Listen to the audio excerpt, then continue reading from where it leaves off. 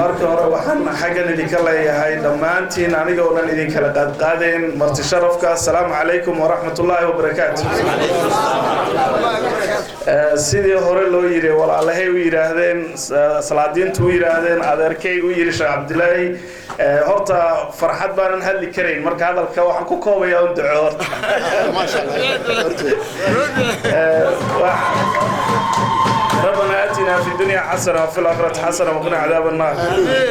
والدين تاني والدين تودي إلهي ونحرست والدين تاني والدين تودي إلهي ونحرست أبارت إلهي نجتبيو أبارت إلهي نجتبيو إلهي هنا بركيو لما نمد إسلام كمال كستيج جوجان إلهي عزيز وجه شرفته داسي اللهم صل على سيدنا محمد وعلى آله وصحبه وسلم فاتحة قل اللهم مالك ملك تؤتي الملك من تشاء وتعز من تشاء وتذل من تشاء بيدك الخير انك على كل شيء قدير الله رب شيء هذا هو الدم يعني اللهم حله ما دام تعلي ويبقى فضي الله بركيه عمري سالها راجع عافمات الله سير عافمات وين هبجو انتم جو عافمات وين هبجو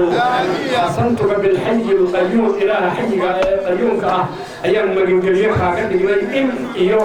wax walba insha Allah ta'ala ayaan kaaga magan galini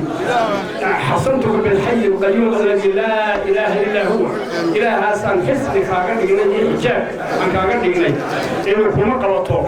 awliyo kuma qabato باذن الله تعالى ilaahay idinkiisa cizina ilaahay maanta ay nagu gaarsiiyo sudaankii jiray jooga ee caafimaad ku wada ee dalka iyo diinta anfaca Allah ka dhigo waxaan ku ducaynayaa inaad ku biirto salaadiinta qaybta masaajidada ku xiran ee shanta waqti masaajidada xaadirka ku ah ee masaajidka aqaladiisa jooga ee salaadaha xifdiya amiin amiin amiin oo ahaa in la haato يام